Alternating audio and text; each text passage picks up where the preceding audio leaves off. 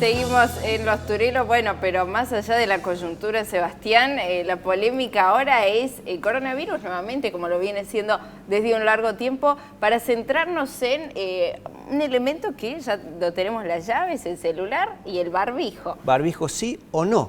Bueno, el Gobierno Nacional anunció a inicios de esta semana la flexibilización en torno al uso del barbijo. También mencionó muchas aperturas, discotecas, eventos masivos, reuniones familiares sin límites, partidos con público, pero brindó la posibilidad de que a partir del 1 de octubre se permita no utilizar barbijo en espacios abiertos. Es decir, que si estamos corriendo por un parque, podemos prescindir del barbijo. Sin embargo, Córdoba no acató esta medida. No acató esta medida. Bueno, tenemos a la doctora Sabino, es el presidente acá de la Sociedad de Infectología, y queremos consultarle, doctora, si hay sustento epidemiológico para ofrecer esta posibilidad del uso del no barbijo. Bueno, la cantidad de casos, por lo menos las últimas semanas, viene en disminución. Lo mismo la cantidad de gente internada por coronavirus y en áreas críticas. Eso daría un sustento para digamos, tratar de ir sacando el barbijo por lo menos al aire libre, como bien dijeron. Ahora, en realidad tenemos el fantasma de la variante Delta, que es una variante mucho más contagiosa, mucho más transmisible porque genera una carga viral más alta en las vías aéreas. Entonces, la verdad es que yo creo, a mi entender, beneficio, riesgo, creo que conviene que sigamos utilizando el barbijo independientemente de la actividad que hagamos. Hoy por hoy también, para correr, la mayoría de la gente no corre con barbijo, pero bueno, ahí cuando vos quebrantás alguna de las recomendaciones tenés que profundizar la otra, qué sé yo, si corres sin barbijo, tratá de mantenerte el distanciamiento. Claro, no es, por ejemplo, transitar por la peatonal de Córdoba sin barbijo, donde hay aglomeración de personas, donde muchas veces estamos pegados, por ejemplo, en una parada de colectivo. Ahí supone un riesgo. Córdoba no adhirió. Vos sos miembro del comité asesor de la municipalidad y también del comité de vacunas de la provincia. ¿Cuál fue tu opinión si fuiste consultada? Puntualmente a mí yo no fui consultada por las entidades públicas a propósito de esto. Bueno, sí, en la municipalidad lo conversamos. Yo creo que hay que ser prudente. O sea, todos queremos que esta pandemia termine, pero a mí lo peligroso de ir retirando el barbijo en ciertas actividades es precisamente el concepto de que la pandemia terminó. Y la pandemia lamentablemente no terminó. Es lo más simbólico que es simbólico. Para mí lo que más me preocupa es el mensaje que se lee de que terminó, entonces yo puedo hacer la vida absolutamente normal, incluyendo sacarme el barbijo. Yo creo que sí, tenemos que hasta por razones económicas seguir la vida adelante. Hay mucha gente que tuvo que sacrificar sus actividades por mucho tiempo y que tiene el derecho a volver a trabajar y a volver a ganarse la vida, qué sé yo, la gente que está en los espectáculos públicos y demás. Es decir, tu mirada es a favor de estas nuevas flexibilizaciones, aún estando vos en la trinchera, porque minutos antes nos contabas que ves el coronavirus minuto a minuto. Tu postura es a favor de que se permitan estas flexibilizaciones que vivimos un poco de golpe, discotecas, eventos masivos, reuniones. Si vos me das como si yo pudiera idear las recomendaciones, sí. Yo pensaría más bien una apertura un poco más progresiva. Si ya vamos por un aforo del 50, intentaría con el 70, ver cómo nos va, 90 y recién después. Después también están las actividades que son mucho más peligrosas. Por ejemplo, en un boliche o en la cancha, dar el mensaje en la cancha es al aire libre. Bueno, me saco el barbijo, pero hay aglomeración, no me lo puedo sacar. Porque cantar, gritar, son las actividades que tienen más riesgo, los abrazos. Y hablar en un boliche que es cerrado el ambiente. Claro. Y ahí tenés poco distanciamiento. Cantando aparte. Y la música fuerte gritando son las actividades que tienen más riesgo de que las gotas que eliminamos al gritar, al cantar, vuelen más lejos, digamos. O sea que entonces, en resumidas cuentas habría como una aceleración en las medidas que se han tomado porque en tu sugerencia está permanecer en el barbijo, en el uso del barbijo y hacer una implementación más flexible de todas estas medidas, pero gradualmente. Sí. Yo en ese sentido quiero consultarte, doctora, en relación a lo que ha sido el año pasado. Siempre los meses de calor traen mayor flexibilización, hay más gente en espacios al aire libre. ¿Qué puede pasar o cuál es la visión que tienen ustedes a esperar en los últimos 3 meses del año? ¿Hay riesgo de que haya una tercera ola concretamente en Córdoba si esto se flexibiliza, más allá de que hoy tenemos indicadores que van hacia la baja?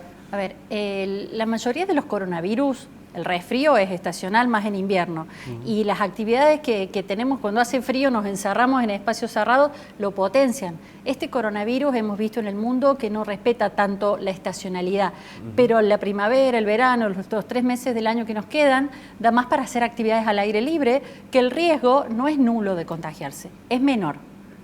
¿Habría riesgo de una tercera ola? O sea, ¿ustedes lo están viendo? Es posible, o sea, la verdad es que lo que hemos visto, lo que se ve nosotros, por nuestra ubicación, nuestra geolocalización, Argentina ha visto esta pandemia siempre con el diario del lunes. En el sentido de que primero vimos en Asia, después en el Oriente Medio, después Europa, después Estados Unidos y después nos llegó acá. Eso pasó con la primera, con la segunda ola. Acá está ocurriendo una demora en el avance de la Delta en relación con los otros. Y hay varias teorías en relación a esa. Acá están circulando variantes que no circularon en otras partes del mundo, como la variante Lambda, la variante Gamma.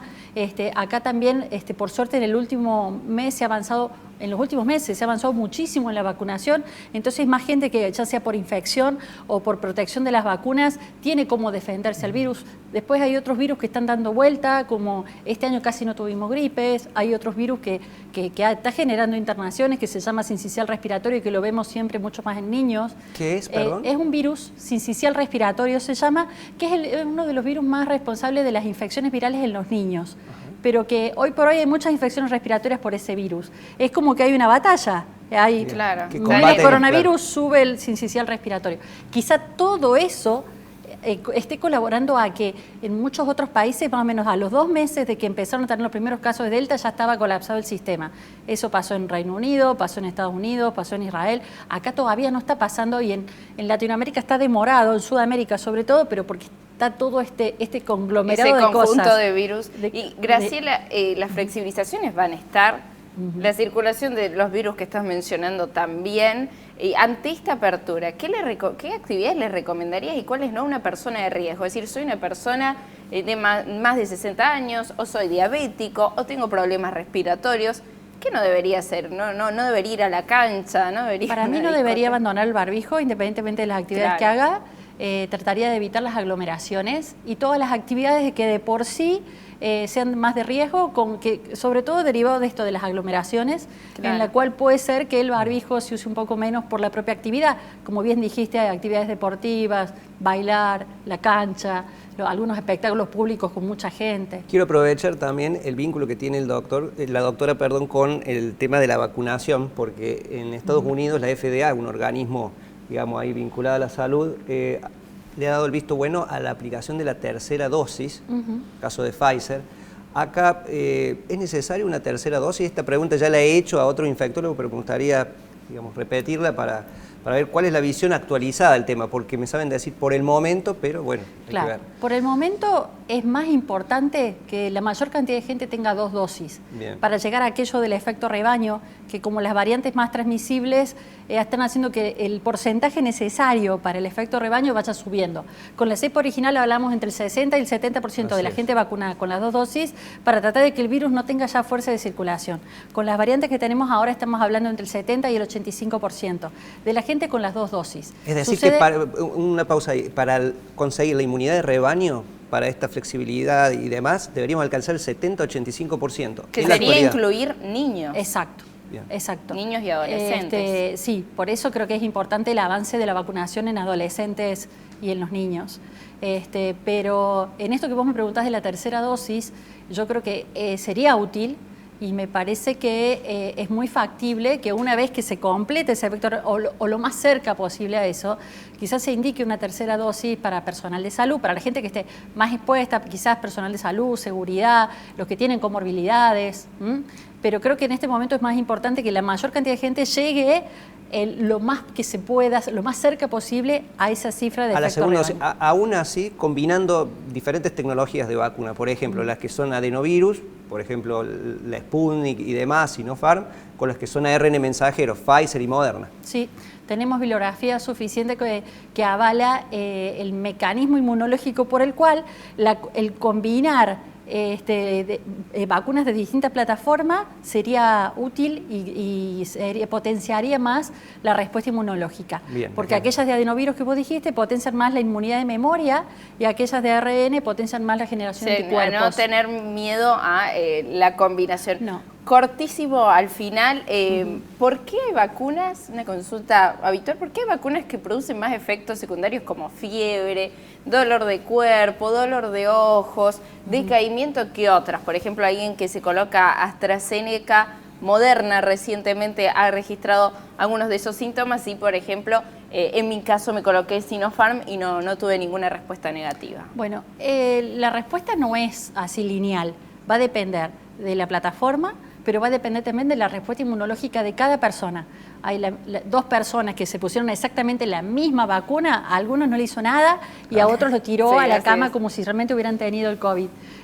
Creo que estamos poniendo un antígeno con la vacuna y depende de cómo reacciona cada organismo en particular. A no tener miedo, bueno, gracias Graciela Sadino, presidenta de la Sociedad de Infectología de Córdoba, también destacada en su trabajo en la Clínica Reina Fabiola y asesora de los distintos órganos. Nos quedamos con dos consejos, barbijo y no bueno, se acabó la pandemia, la seguimos usando el barbijo, las precauciones y bueno, acelerar lo que se pueda en la puesta de las vacunas. Seguramente la vamos a invitar a la doctora porque me parece que, como ella dijo, el tema no terminó e inclusive hasta que no se acabe la pandemia a nivel mundial es probable que las cepas variantes vayan desarrollándose y a la larga, cuando nos toquen los meses fríos, volveremos con mayor intensidad en estos temas. Bien, muchas gracias. Bueno, gracias. Ya nos despedimos.